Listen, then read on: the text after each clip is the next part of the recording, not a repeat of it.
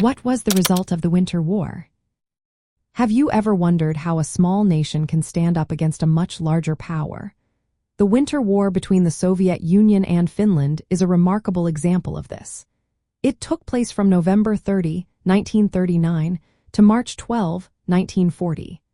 Despite being outnumbered and outgunned, Finland put up a fierce defense against the Soviet invasion.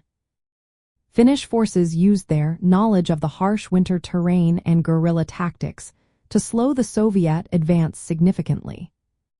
By February 1940, the Soviet Red Army managed to breach the Finnish defensive line, known as the Mannerheim Line on the Karelian Isthmus.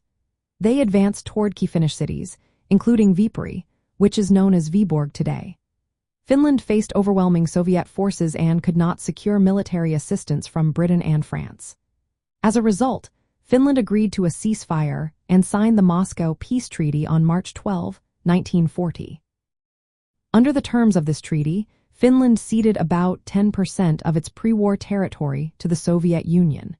This included the entire Karelian Isthmus and several strategic islands. The loss of this territory also meant Finland gave up around 20% of its industrial capacity. The Soviets established a naval base on the Hanko Peninsula as part of the agreement.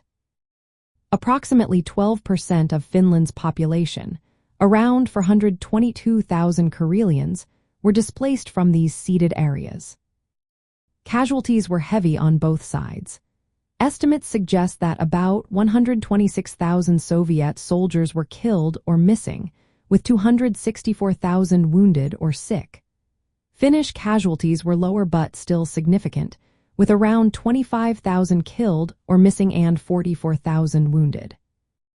From a Scandinavian perspective, Sweden did not officially enter the war. However, it provided indirect support to Finland through volunteers, aircraft, weapons, and equipment. This support was motivated by a desire to aid a neighboring country and manage public opinion within Sweden, which was sympathetic to Finland.